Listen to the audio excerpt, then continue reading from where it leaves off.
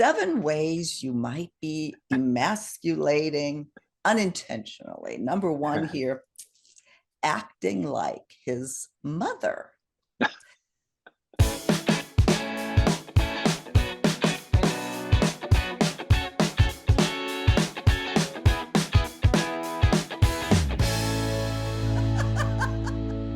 Thank you so much for joining us again on Second Act TV. Once again, I want to welcome back Robert Manny, the host of Guys Radio and TV right here on YouTube. Robert, thanks so much for being here again. My pleasure. Thanks for having me back, Silka. I'm glad you're here, and we have a special request for a topic today. Actually, I had a visitor this week, a friend of ours, and we got into a couple of discussions about men, women. I've told her I'm interviewing you again. I said, what would be a good topic from, what do you think women need to know about men? And he just, without even a hesitation, said emasculation. Women do not realize how often and how they emasculate men. And I'm okay. And as I started reading about this and getting deeper and deeper into this can be a really interesting conversation. Anything you want to say? I love the topic, even though I hate the topic, but I love it. I think it's worth talking about. Yeah, the article I want to refer to today, very well intended here. 7 ways that you might be emasculating your man without even realizing it. So I want to go over that because I think there is some really good information in here. And then really, let's kind of talk about that whole concept anyway, because it's a lot deeper than 7 things you might be doing. So let's start here with number 1. Acting like his mother. Well, I think it's a natural thing. I think in a lot of ways, I think guys see their partner kind of as a surrogate for their mother at times. I think that just happens subconsciously.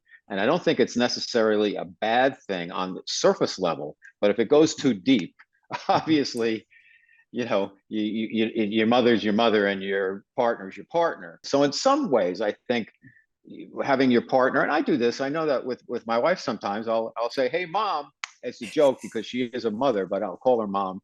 So if you can keep it light and realize that there is a dimension and a difference between your partner being like motherly and caring in some ways versus acting like your mom. And you don't want to get scolded by your partner either, like you would get scolded by your mom, because that gets annoying after a while.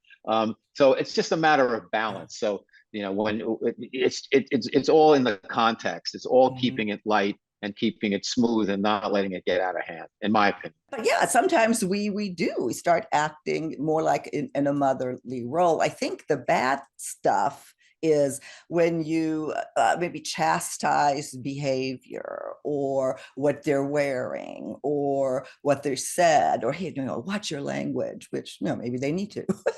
But stuff like that you would actually say to a child, and a lot of that is somewhat maybe unknowing. So it's an interesting point again to raise. Some of the reading that I did, some of this went really deep in what women will do to men, including, cutting their food and feeding him or something. But I come back to, why would a man allow that? A lot of this, and I think for every one of these points, or just the whole topic in and of itself, you can't really emasculate someone unless they let you, I believe. And it's a control issue. And I want to kind of keep that in mind as we talk about this, because I think there is a deeper part to this. I agree with that 100%. There's certain behaviors that women can take on that's going to make the guy feel emasculated, but it's ultimately, it's up to the person to decide how they feel about something. Your partner shouldn't be able to emasculate you unless you're available for that. Yeah, I agree. Number 2 here is insisting on picking up the check or splitting the tab. I'm not exactly sure how they're referring to this here. If it's in a relationship like a marriage where the woman maybe makes more, or if it's, in the dating situation.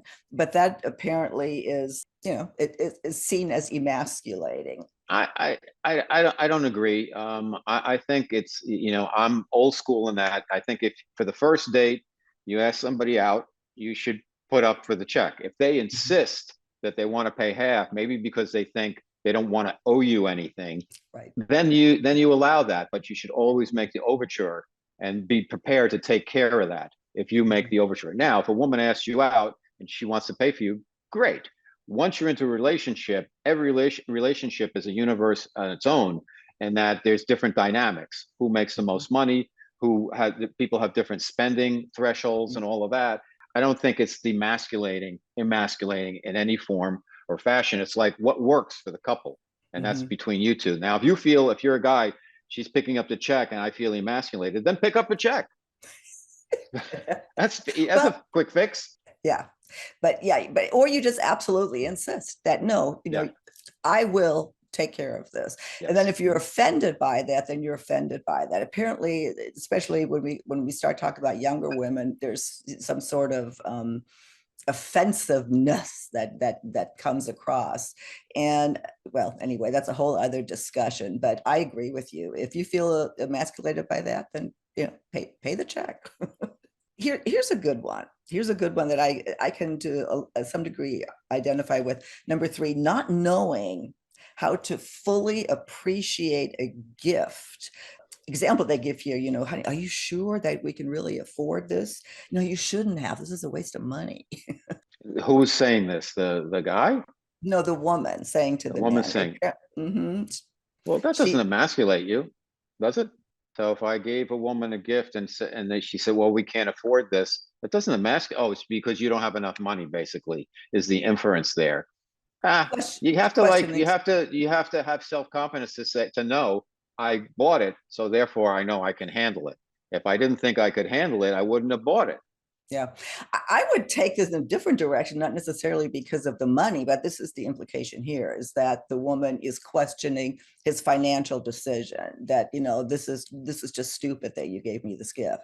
And then, he feels emasculated. No, to me, it's more about not necessarily the value or that he made a bad financial decision, but you're not showing appreciation. You're really going after something that you and I have talked about a lot, that men want to be appreciated, and not receiving a gift, in a welcoming way, certainly, isn't doesn't show much appreciation. Yeah, I think. Listen, the thought is there, the intention is there, and obviously you have to give the guy the credit that he must feel that he can handle this. So I'm going to accept the gift and say thank you. You don't want to hurt the guy's feeling. You don't want to risk Mhm. emasculating him. But as we discussed, that's up to the guy to determine if he's going to let himself be emasculated. He has to be vulnerable to that for that to Mhm. happen. It's his Yeah. choice how he feels. Here's one that also I kind of get that. Not taking his work seriously, that a man's sense of identity is often very deeply linked to what he does. And if you're not taking that seriously, that can be very emasculating. Yeah, I think it's important that regardless of your paycheck, that your partner feels that you have a purpose, you have a passion, and you're doing something that you believe in. Yeah. And that's really admirable. And if you can express that to your partner, that you really like the fact that he's totally into what he's doing and he's working his hardest, and it's something that brings him a lot of joy, and he's got purpose, that's much better than Yep. he's making more money and he's miserable because he Yep. may end up taking that out on you, and that's no fun. Yeah, no, I totally agree. And I can see this happening. People in Happens a general, lot. yeah, do this to each other. It's not necessarily a male female thing or whatever. It Right. actually happened to me with some female friends a few years back when I first started this Mhm. channel, and it was a lot of work and a lot of money. Not that there is now, but I mean the amount of work that you and I put into this stuff Right. I is know. is not at all what we used to make when we put this No. amount of Right. time into, Right.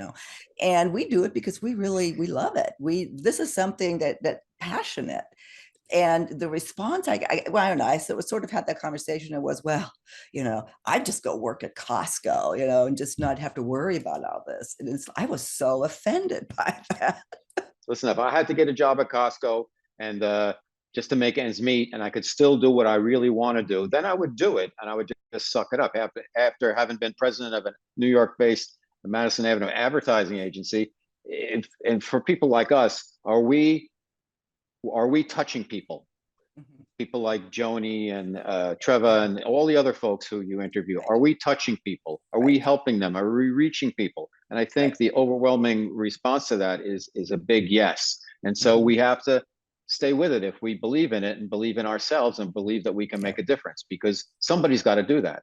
But I can see where partners that don't understand that, not I'm not talking about us necessarily anymore, but when people do something that they're passionate about, that's a huge way of not just emasculating, of hurting someone. I mean, I think to me that says that this relationship isn't going to work, because I if somebody thinks that low of what it is you're Mhm. doing. So I don't know. Good point here. This is an interesting one here. Being too close to his friends, that he has a set of friends, you should have a set of friends, you mingle together, but don't get too close, because the implication here is almost that somehow he's replaceable, by his friends. I agree to a point. I think if they're his friends, they're his friends, and you have Mhm. to look at them like, I'm with him, and these are his friends. And you can Right. become their friends also.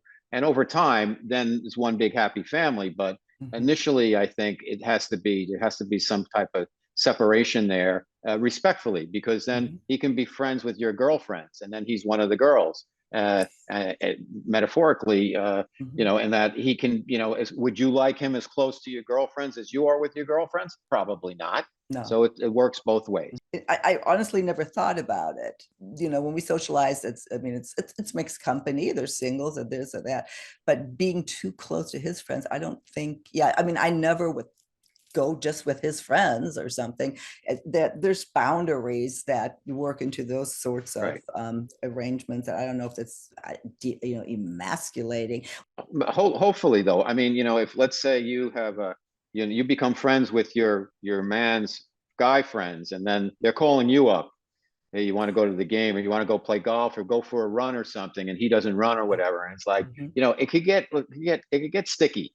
So Mhm. I think there needs to be a little bit of respect for, okay, I'm friends with his friends, but they're his friends. You don't want things to get messy, and just always say, what about me? What if he was Mhm. going for a jog with my girlfriend? Would I like Right. that? Maybe, maybe not. He's going to lift weights, he's going to work out, he's going to pump pecs with my girlfriend. Would you like that? I don't know. No, no, that would be a huge boundary for me. Yeah, absolutely. Absolutely. So, yeah, to me, it's not necessarily emasculating. This has a whole other set of issues Right. associated, especially with somebody like me with an anxious attachment style, anyway. Another good one here, saying, why can't you?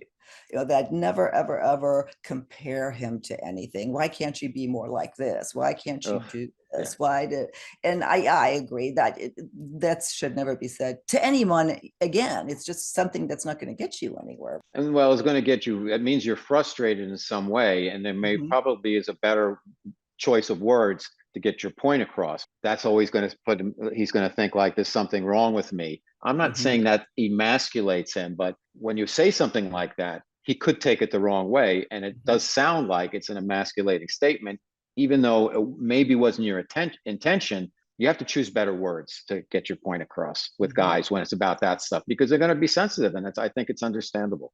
Mhm. Would you I like him mean, to say, can't you be more like your hot girlfriend who, no, why can't you wear that Brazilian bikini like she does? You wouldn't yeah, like that. I don't mean you personally, but no, just no. like women in general, right? Yeah, thanks a lot, Robert. No, I totally agree. I totally agree. And a lot of this, if we turn it around, like you just now did, that makes a lot of sense.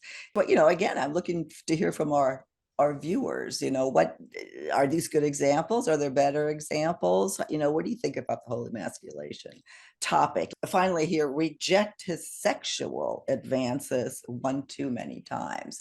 And they do have the caveat that I mean, your body's your body and you shouldn't be up for sex all the time. But if it comes down to a controlling, and actually that's what all this is wanting to control somebody or somehow exert control. And if it's used in that way, that can not only be emasculating, but really kill your relationship. Yeah, I think everybody is has their own wavelength, their own frequency for sex. And Mm-hmm. sometimes both partners are, alpha and or very highly sexual. And sometimes one isn't as much as the other. And it could be the woman or the guy, and everything, it's always going to be different. And if it doesn't work, over time, you have to express that. And if it still doesn't work, then you have to ask yourself, is this right for me? Because I have certain needs that aren't being met. I think in most cases, if people are guys can be a little more patient, and women can realize that the guys, if they're dialed in all the time, that might be a good thing, because Mm-hmm. sometimes when guys check out, then they're checked out, and that's no fun Yeah. either. If you're a woman and you're like, Right. hey, you want to fool around, and he's like, the game's on or whatever, you want the guy. It seems like the guy has to be available 24/7, but the woman can sometimes choose when. Maybe that's how it is. And I don't think guys care about that they have to be on all the time, because they're usually like, yeah, yeah, yeah, yeah, yeah. But sometimes they have to be more patient with realizing that Yeah. their partner may not be wired the same way, Yeah, or again, vice the whole versa. yeah, the purpose is again raising awareness that you might just be in the habit of doing something like the mothering, or that kind of stuff, or even saying, why can't you be out of frustration and stuff that could really become an issue in your relationship. So think about that.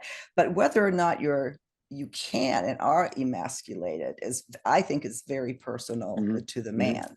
I'll let you close us out here, Robert. Well, I think everybody has to be mindful of that. I think if you're a woman, you don't want to emasculate your guy. You want him to be the best he can possibly be. So you need to Mm-hmm. choose your words carefully. Mm-hmm. And I don't mean like you have to be over careful, but you need to be mindful that he has feelings too, and you want him to Yeah. feel like the greatest guy ever, because Mm-hmm. then you'll be the beneficiary of that. If you make him feel like he's like a schlump, what good is that for you?